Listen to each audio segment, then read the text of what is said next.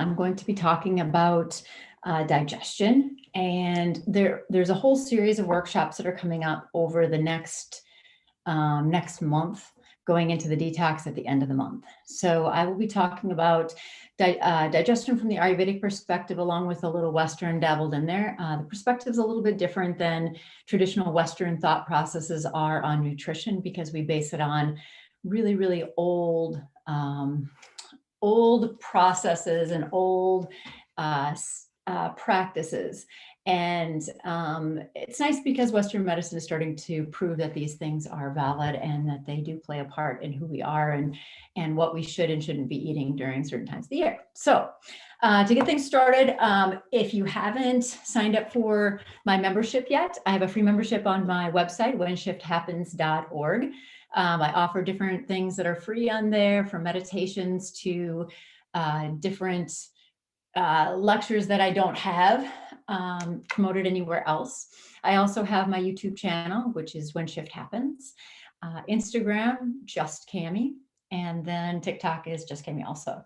So if you want to check out my other platforms, that's great. I post things on all the platforms.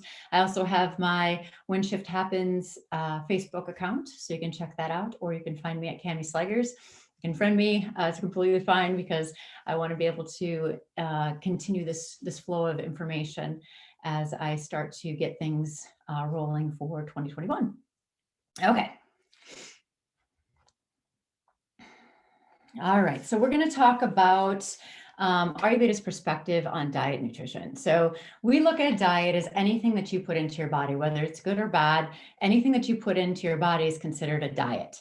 So it's what goes in, and we're talking about all the senses. So we don't just talk about the physical food going into our body, but we talk about the mental and emotional and spiritual practices that also go along with that, because our senses are constantly taking in information. So that is food for all of our systems, all our processes, and they have an effect on each other. So when we look at it from that perspective, there's way more to it than just, okay, eat these specific foods for this specific reason. It's way more complicated than that, but yet it's simple if you just follow the general rules. So first of all, what I want you to do is draw this circle, because we'll eventually talk about routine. I know my ring light is making a ring on there. I've got to fix this. I just got a new space to be able to have my lectures, and this is my first time using my whiteboard, so I'm pretty excited about it. But draw the circle, and then draw an X through the center, and then a line through the center. And then we have noon at the top, 2 p.m., 6 p.m., 10 p.m., midnight, 2 a.m., 6 a.m., and 10 a.m. So as we discuss more about Ayurveda in further sections of this lecture series, we'll go into more specific, some of the constitutional stuff and what the constitutions mean on here. I might sling a little bit of the lingo, but not much of it in this one. There'll be more and more in the next workshops that are coming up, and then in the program that I'm designing for the detox and or cleanse. So there's different phases of that also. So I want to make sure we get this down. So there's different times of day when we coordinate different things. So we eat at specific times because our body has better digestion or not as good a digestion at certain times. And because food does affect our sleep, it affects if we have weight gain, it affects different imbalances or balances in our body. And then time of year, time of life all play a part in that. And those of us that have put some miles on our body, we know that things aren't quite the same as they used to be. And so our body becomes either more sensitive, or we need to be able to do detoxes and cleanses to be able to purge out some of the weight or the excess. Or in our society, we have so many environmental toxins, and we want to make sure we're pulling that out of our body too. So from the Ayurvedic perspective, doing a detox or a cleanse is necessary, especially with our environment the way that it is. And a detox and cleanse doesn't just incorporate food, it also incorporates mind-body techniques. And those things all work together to be able to create a healthier union of who we are. We look at the digestive fire as being a really important thing. So our digestive fire is called Agni, and Agni is our fire, is what processes the food, what processes our emotions, what processes our mental processes. So these are things that we need to take into consideration, because if Agni is not working fire, if our fire is not working properly, nothing else will work properly. So if our body is not burning food, not burning fat, not burning protein, not utilizing what we take in, it's not going to work properly. We're gonna notice imbalances in our body, and usually that shows up as allergies, or it pushes out through our skin, stuff like that, and many other things. But that's just generically speaking a few things that show up. And then we have our mental and emotional processes. So digesting emotions, and we digest emotions at night in our sleep. We digest our stress at night in our sleep. And this is why sleep is so important, and how we neglect it for a long time. And then finally, it's like we're so fatigued and our body is so sick. And it doesn't necessarily mean we're in the hospital sick or that we have a disease that we're dying from, but we could just be sick in the sense that we feel lethargic and we feel lazy or unmotivated by things. And so that shouldn't be the way. That's not the way we're designed. We're designed to be doing something, to be incorporated, or to be involved in our life. And even through all the stuff that we went through in 2020, there's still ways to be very involved in your life and just pick up different hobbies and create different opportunities within the changes that are being affected. So this digestive fire is really important, to be able to digest everything from food to emotions to stress to our mental processes, the stuff we take in through our senses, so that we can be the best human beings possible. The next thing is our malas. So malas are our waste products: sweat, urine, feces, making sure that they work properly. Everybody's constitution is a little bit different. So some people sweat more naturally than others, but we do want our body at times to sweat to get rid of and purge out toxins. We also want to make sure that we're having bowel movements every day, more specifically in the morning. Some of us will get a bonus one in the afternoon, but never in the evening as much. That means that something's definitely shifted out of balance, or if we have constipation, anything like that, definitely shows an imbalance in our digestive fire. And then we have, going to the bathroom first thing in the morning to be able to release the toxins out of our body. And then we have the dhatus. So the dhatus are the systems that we look at in Ayurvedic medicine. So we don't look at the systems quite the same as Western medicine does, because the way we coordinate our systems is based on the constitutions, so Vata, Pitta, Kapha, the three constitutions of Ayurveda. So we look at that more so than, okay, we have our circulatory system, we have our digestive system, and we have our reproductive system. We do have some of the same ones, but it's a little bit different. Our first one is rasa, and rasa is basically our lymphatic fluid slash plasma. So it's a little more specific than saying, okay, it's this system. Our second system is our blood. And so it goes through all the way to the reproductive system at the end. And our food feeds these systems at certain times. It takes about 30 days for food that we eat today to get to our reproductive system. And our nervous system would be the next by that. So that means that if we don't eat good food today, in 30 days, that system probably won't be fed at all. So our reproductive system and nervous system won't be fed. What are some illnesses that are showing up in our society that are pretty serious issues? Reproductive issues are huge right now. Is there a link? Well, we kind of think so, but, and then longevity. So we have the ojas, the final byproduct of our food, which is after the reproductive system, the very, very fine essence of our being. So in a plant, the plant's essence is oil. In our system, ojas is our vitality, our very final essence. And that's what creates longevity. So our body's ability to be able to heal every single cell. So be able to fight off cancer and be able to fight off illnesses. It comes in that form. And then we have the doshas. So the doshas are the constitutions in our body. So we have the doshas that we are as a being. So we all have a little bit different combination of the three doshas.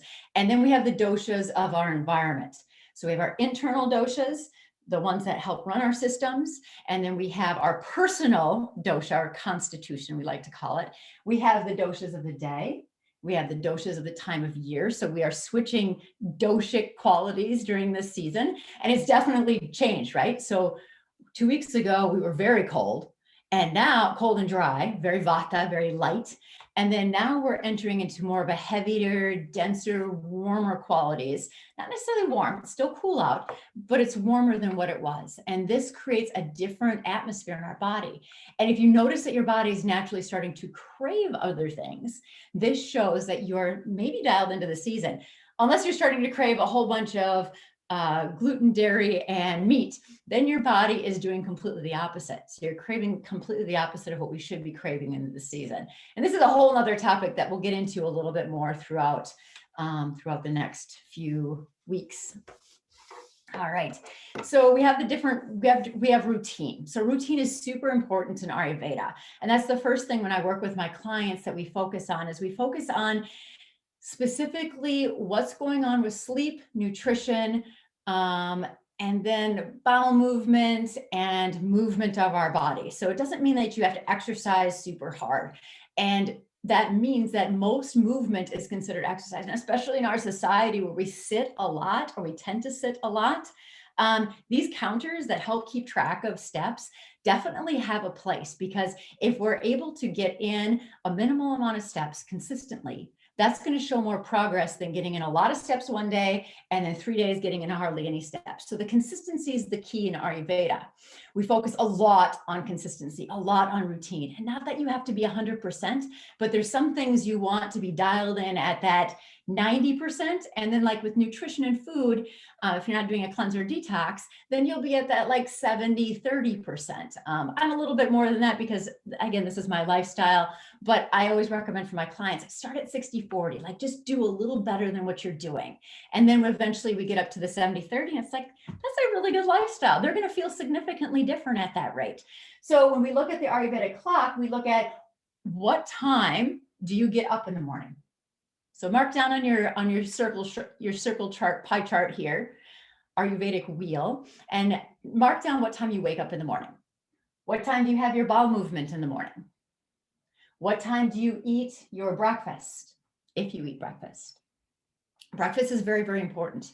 The most important meal of the day in some ways, because we're breaking the fast. So if you're into intermittent fasting, the intermittent fasting should happen during the nighttime because it's a better process, and I'll explain that in a little bit. So what time do you eat your breakfast? What time do you eat your noon meal? And this should be the largest meal of the day. Then we go into the afternoon. Do you snack at all during that time? When do you snack? When do you exercise? And exercise can be anything from a walk outside to our walk on treadmill, I guess, if you're not a winter person, anything between there. So anything from a walk to actually working out, doing yoga. Yoga is great exercise. I know I'm a little biased because it is a huge life journey of mine. I've been practicing for 24 years, but I think yoga is the most complete because of the way that it works our body. It doesn't just exercise our body, but it actually creates that mind-body-spirit connection along with the compression and the release of our lymphatic system. So yoga by far is the most balanced exercise. Walking would be the next one though. I'm a big, big fan of walking, and especially outside, because nature offers so much decompression for our humanness and our stuck humanness of where we're at right now. What time do you eat your supper? So I call it supper, the evening meal, and I'll tell you why I do that in a little bit. Do you exercise at night? Do you snack at night? What time do you go to bed? Do you wake up sometime during the evening? And for those of us that are in the perimenopausal, menopausal, we're going to start seeing that 1 o'clock, 2 o'clock, 3 o'clock time.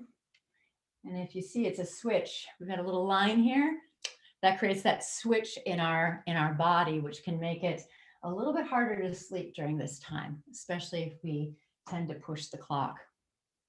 Okay, so when we look at this clock, we want to make sure that we pay attention to the major things. Sleep is one of them. So if you're going to change anything in your life, change what you do the night before. That's what I look at a lot of my clients' schedules. It's like, okay, How can we create as much consistency as possible with as little effort as possible? So I work on a lot of habit forming. Okay, what habits are getting in the way of making better choices? What habits are the easiest to change that will be the most effective? And it's the process of eventually it becomes a really great habit, and then you don't think anything of it, like brushing your teeth or flossing. Maybe you didn't floss, and then all of a sudden you're like, oh, okay, I'm just gonna start doing this. And you start doing it, it's like, oh, well, this is just kind of a no-brainer, and you just do the thing.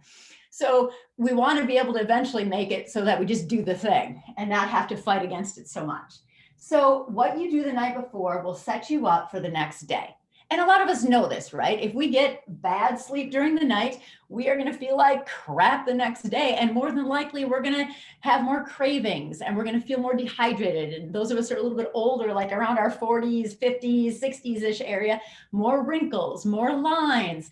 We're just going to feel heavier and maybe even just a little bit sick, where we notice more congestion or feeling of off, our mind is foggy. And that's because this is not happening at the right time. So we want to make sure that we're eating our supper around 6 o'clock. So I try not to push it any later than 7, and 7 is pushing it. So I try to eat at the 5:30 to 6:30 time and try to keep it as tight as I can to that 6 o'clock time.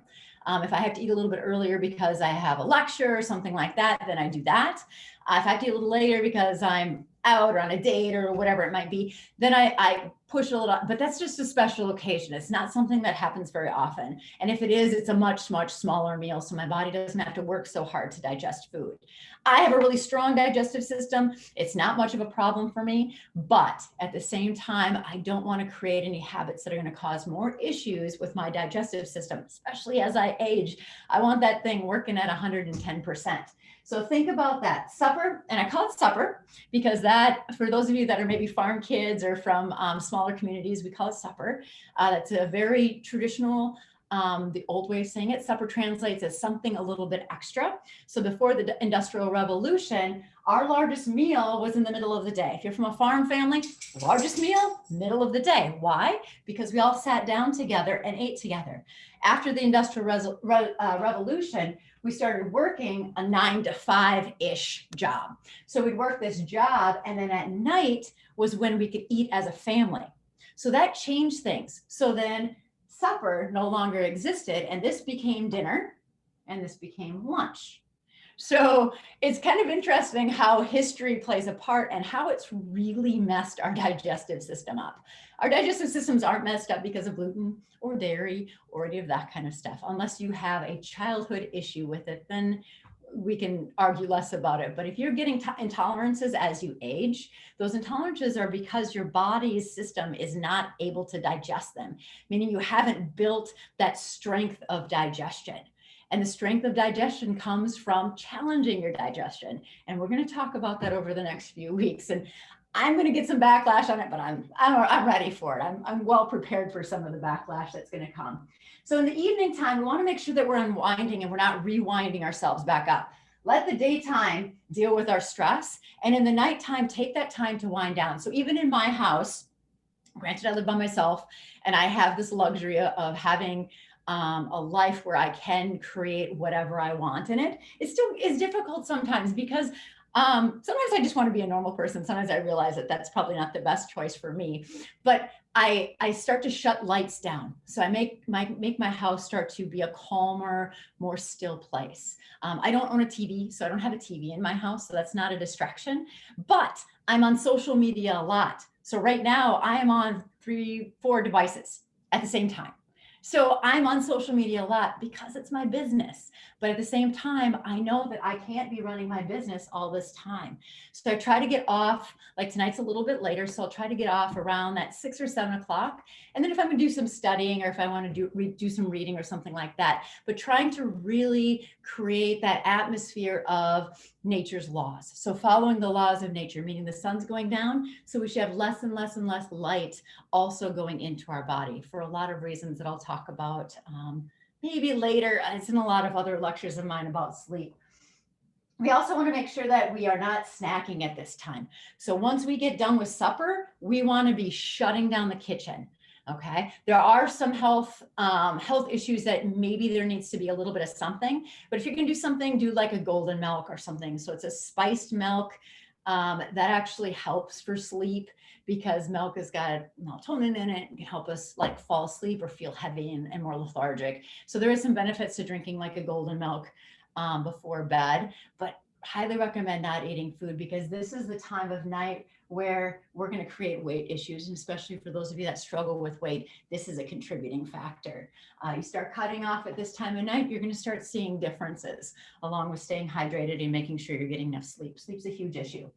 Going to bed anywhere from 8:30, 9:30, depending upon what time you get up in the morning, no later than 10:30. Once you start hitting that 10:30 mark, we start missing out on some very key sleep time that our body detoxifies. And going into a cleanse and detoxification is the most important thing, is to be able to detox at a cellular level. This is the only time it happens is at night when we're sleeping, and especially during this time because it's the pitta time of night, which reflects this time, which we eat the largest meal here because our digestion is the strongest. Well, our mental, emotional digestion is the strongest here, along with our lymphatic system flushing out our entire body. So if we clog it up with a bunch of food, our body's got to digest food first, or it just stops the digestive process. And then we have to digest in the morning. That's why some of you aren't hungry in the morning because you're eating too late at night. And depending upon the constitution will depend upon how much earlier you should be eating your supper. So we want to be able to detox at this time and also digest our emotions, have our dreams, that kind of stuff. And then our elimination process starts to kick in here. So our body wants to be able to eliminate upon rising. So about an hour after you get up in the morning. So you should be getting up about 6 o'clock or earlier. Wintertime, I've talked to enough of my teachers and we've been in debate about this a little bit.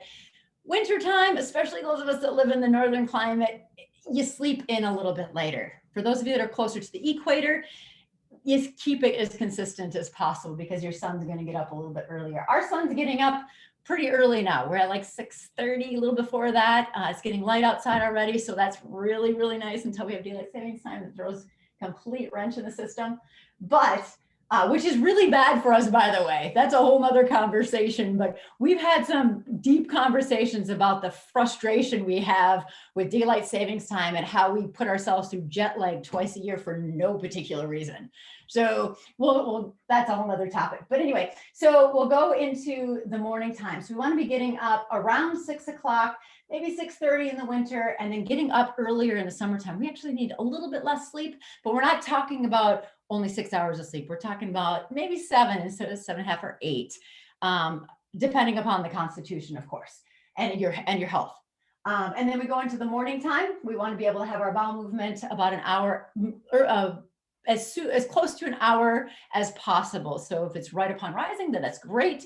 You're definitely gonna have to go to the bathroom anyway. Scrape your tongue, drink some hot lemon water to be able to encourage that process, encourage peristalsis of our colon, so our body eliminates properly, and then move your body. So even before you eat breakfast, and it doesn't have to be much. I have on my website an 8-minute workout, 8 minutes. And it's a good workout. I've stayed in pretty good shape doing an 8-minute workout every day. Granted, I teach quite a few yoga classes, but I don't have to put 100% effort in my yoga classes because I'm teaching them and they're not super hard yoga classes. I teach a lot of beginning level yoga classes, but the 8-minute workout gives you an opportunity to be able to get your blood flowing. And then I go outside for a walk, and that walk is so important to connect with nature and bring that light in and reset your circadian clock, which is the new science of Western medicine, is chronobiology. And that's what Ayurveda is based on, is the clock of nature. So we want to make sure that we're getting some movement, and then eating your breakfast before about 9 o'clock. Because we want to give enough time for your body to be able to digest the first meal and get into the second meal. We want that meal to be whatever you feel comfortable with. So I have different recommendations for different constitutions. Some people aren't hungry in the morning, but I say you have to eat something. So even if it's just a little bowl of berries or something small, somebody like me is going to eat a big breakfast. So I eat a big breakfast and I eat a big noon meal. And a lot of times I fast at night. So a lot of times I don't eat an evening meal, or I'll eat one that's like a soup or something like left. It would be called a leftover, because that's what we did at the farm. We'd eat a large meal in the middle of the day, like huge meal in the middle of the day. And then at night it would be soup or something made from that meal that was the leftovers from that meal. So that's the way it was designed. And that's what I find that I do, is that it's usually a soup or a stew or something lighter in the evening that's easy to digest, because I don't want to tax my system right before I'm going to bed. Sleep is my most valuable asset. So I want to make sure that I'm getting really good sleep.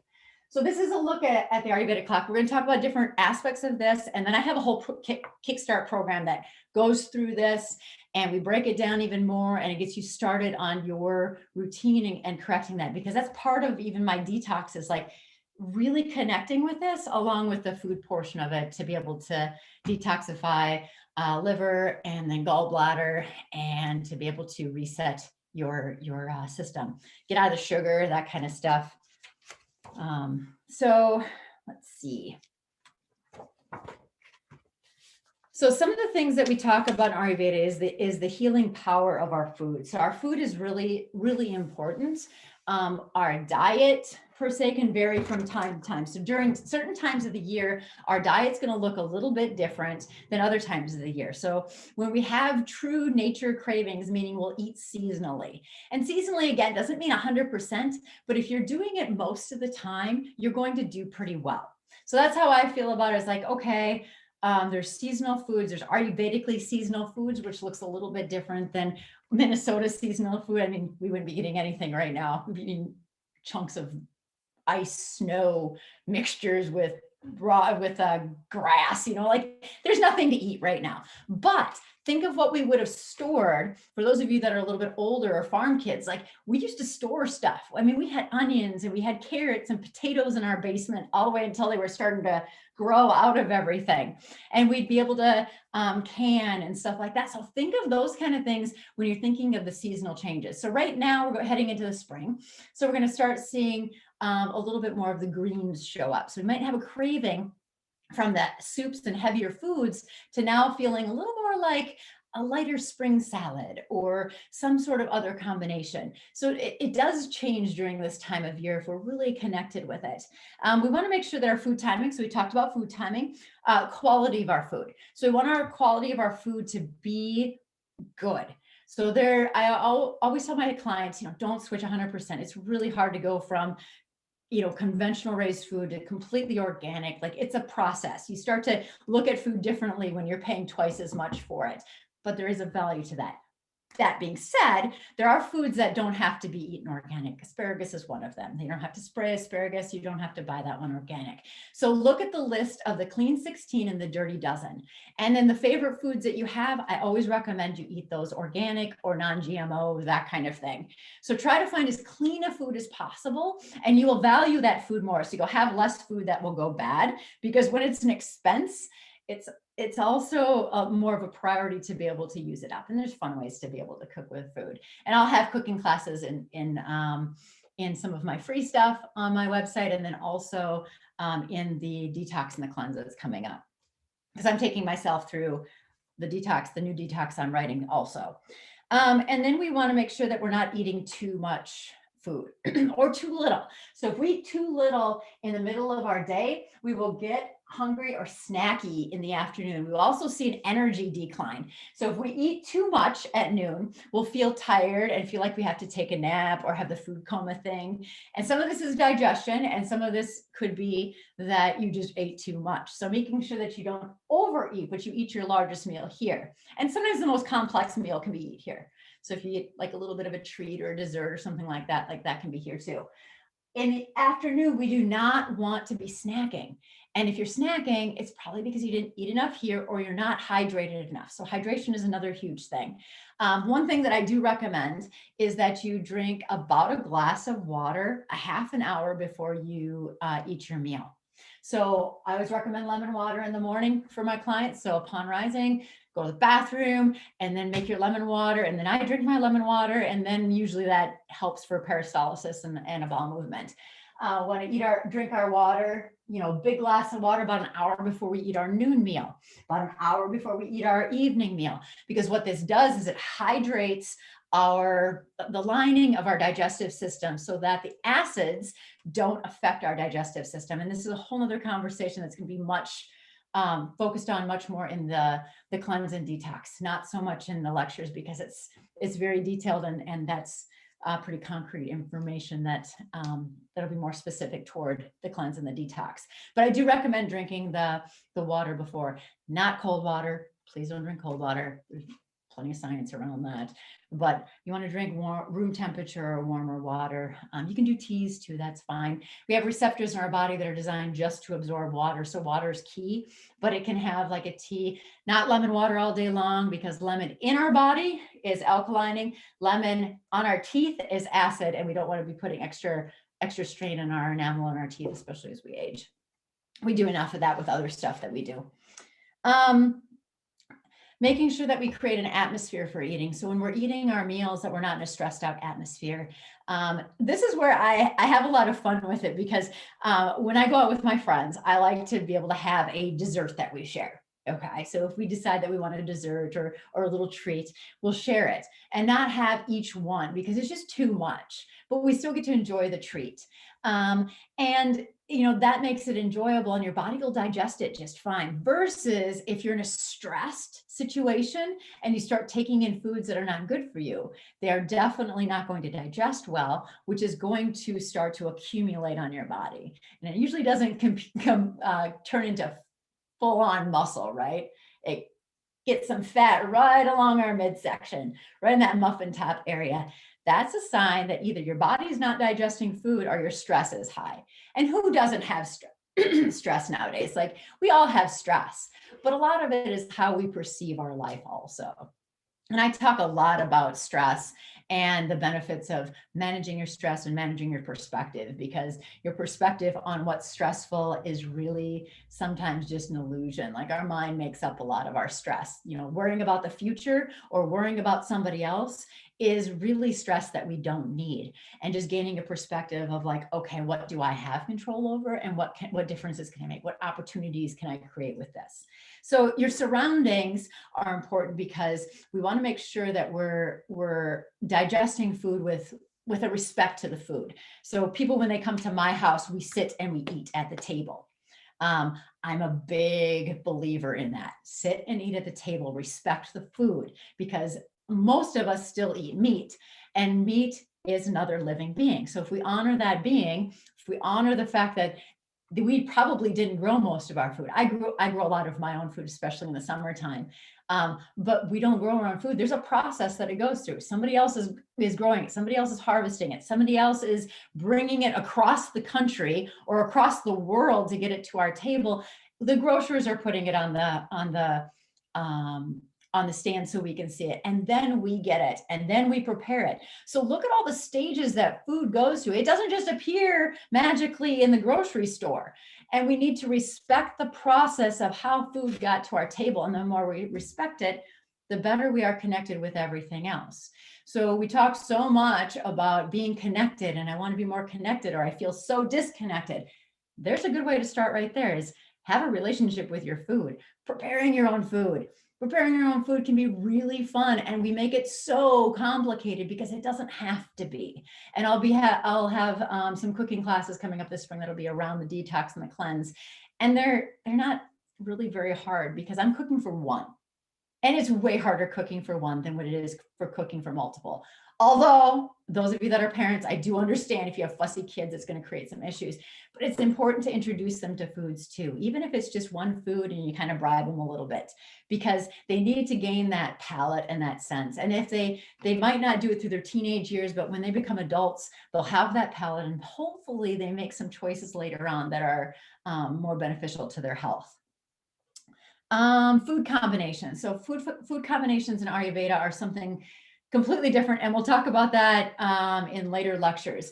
The food combinations are important because we have certain foods that we don't eat together. Like, we don't eat fruits with pretty much anything else. So raw fruits do not get eaten with any other foods. And it's because it creates like a digestive wine, which kind of rots in our system. And that's just a really kind of blunt, raw way of putting it. But that's what it does in our body, and it sours, and that creates a lot of digestive issues along with a lot of other things. So that's a whole nother topic that's a little bit more specific to later parts. I'm going to quick touch on the taste a little bit. So we use 6 different tastes. We have astringent, bitter, pungent, salty, sour, and sweet. So each season, so in Ayurveda, we have 3 seasons. We don't have the 4th season. It kind of goes through the fall. Fall isn't one of our talked about seasons, but we eat different foods during different times of the year because they have different qualities. So in Ayurveda, when we look at the food, we don't just look at that's a carrot. We look at that carrot has a sweet quality to it. So when we say sweet, we're not talking about sugar. Honey falls in that, but we don't consider honey as sugar. We consider it a really great carrier for medicine. But honey is a pretty powerful medicine in itself, especially when it's not overheated. But when we're talking about sweet, we're talking about things that are more of like the starches, a lot of root vegetables, carrots, beets, parsnips. So not necessarily something that we would think of sweet, especially if we don't have a clean palate. So if you eat a lot of sugar, those things are not going to taste as sweet. But after a detox, those things taste very, very sweet, and sugar is almost unbearable. So that's what's interesting about doing, really cleansing out your body and recalibrating your palate to be able to taste the foods. Another thing is sour. So we've got sour taste. Sour is obvious. Lemon, limes, a lot of the citrus fruits. Those would all be considered the sour taste. We have salty. Salty is the obvious, the sea salts and rock salts, and then soy sauce, that kind of thing. Pungent foods would be a lot of spices, and then like spicy foods. So the cardamom, radishes, chilies, ginger are all considered to be in the pungent. Bitter is more like the leafy greens. Yeah, leafy greens really fall in the bitter area. Fenugreek, turmeric, and then astringent would be the like legumes, beans. So when we eat these foods, we eat them in just certain times of the year to be able to create more balancing in our body. So when I work with my clients, we talk about seasonal before constitutional, unless there's something that's a huge red flag. So if somebody's so far out of whack, then I'm going to look at season, and then I'm going to also look at their constitution and balance them out. But a lot of times if we connect with the season, we connect with the routine and the clock, we're going to see changes anyway, because it takes a little bit, and it's amazing how fast the body recalibrates. It wants to be connected to this. It wants to be eating 3 meals a day or 2 meals a day if you do a intermittent fast between noon meal and then into the next morning. That's how we do intermittent fasting. Real fasting, of course, would be days of not eating and water or juice, or depending upon the type of fast. And I'll be leading through that too, because I do think that it's important for most constitutions to be able to do that. It's an experience. It's not for everybody. So when I talk about my detox and my cleanse, the cleanse is it's called a soft cleanse. So it's really just cutting out certain foods so your body can build up immunity, so it can build up digestion. It's focusing on the liver and on the gallbladder to really detoxify them in a very gentle way with food and spices. The detox is a whole nother thing. Like, that's mono diet, very specific. This is what you do, and this is how you do it. And then I usually throw a fast in there, and it might be an intermittent type, depending on your constitution. If you are too frail or light, or more vata, very thin constitution, we wouldn't do a lot of fasting. Just eating a mono diet is going to be enough for them. But like a kapha, very thick bone, thick body, we would do fast for. And sometimes they do juice because they really struggle with it. Sometimes they don't. So it just depends on the person and the mentality of the person. And then we go into an alkalining diet afterwards, and then they can kind of do whatever they want to. So my cleanse detox is a little bit different. The cleanse goes through the whole time. The detox is a chunk kind of in the center to be able to really pull and purge out. It's not easy. It's not difficult, because it's not horrible, I should say. it's just challenging. I mean, it's challenging when you're talking about food. People are very connected to their food. And so being able to pick the right time to be able to do it in spring is really an ideal time. And so is the fall. Fall to purge out heat, and in the spring to get rid of all the accumulation. So whether that be weight gain or whether it be extra mucus, we're going to start noticing more sinus stuff. And strep throat coming up in the next month.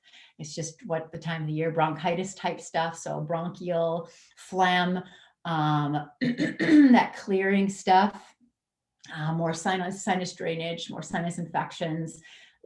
So, which sucks because we're just trying to get through COVID, and it's like anytime anybody coughs, it's like flinchy. So just be mindful that these are normal illnesses that happen every year.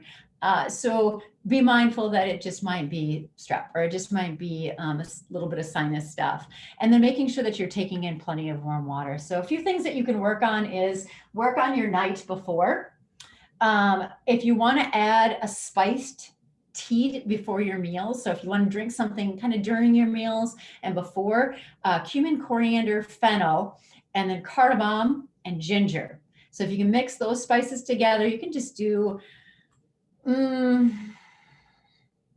cardamom, I do like 1/8 of a teaspoon. Cumin, coriander, fennel, do about 1/4 of a teaspoon. And then ginger, you can kind of go anywhere in between. So 1/8 would probably be more than enough because it's a little spicy. And so you can do those things. You can do fresh ginger tea before. So if you want to take some ginger and slice it up, just slice it in, take a chunk about the size of the end of your pinky, chop it up, put it in some hot water. It's fantastic. It tastes really good. Some hot water is going to help to release congestion from your sinuses because it warms up your palate. So think of congestion as like butter. So butter at room temperatures is pretty much a solid. When we stick it on the stove, it starts to melt because of heat. So that heat will help draw it out. We want to be able to draw that kapha out of our system, especially going into the spring, which is the kapha season, that accumulation. That will help for digestion. So if you have kind of a weak digestive fire, that will definitely help boost it up. When I go out to eat, so if you go out to eat, just order lemon water. It's really super easy. Everybody has it. They look kind of crazy when you do it when it's 100 degrees outside, but meh. I take it with a grain of salt. I'm used to people looking at me like I'm crazy. So, but I would start with those things. Lemon water in the morning would be another really great thing. So kick your day off with hydrating, because we've basically dehydrated from this time. And especially if you're getting up and to go to the bathroom in the middle of the night, you probably want to cut your water off around 8 o'clock and not drink any more after that. And then in the morning, like super hydrate your body so that your body can do its thing, whether it be eliminating or whether it be digesting food when you eat your breakfast, or, for mental focus and stuff to get the stagnation out.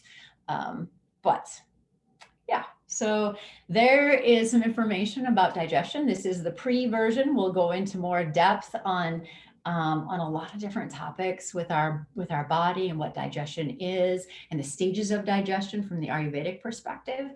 It also is very well Western research, which I'm so thankful for, that Western research is coming along and catching up with Ayurveda, because we have a lot to offer people like you that are interested in this stuff. So if you have any questions, you can shoot me an email, kamieslegers@gmail.com. You can check out my website, whenShiftHappens.org. I'm on Instagram at JustKamie, TikTok at JustKamie.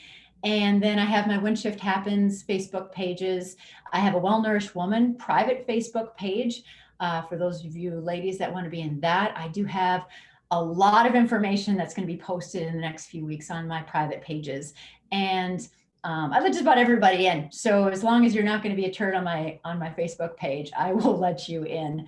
And there's going to be a lot of free stuff coming up on that, and support and stuff. And then the detox and the cleanse will be the end of the month.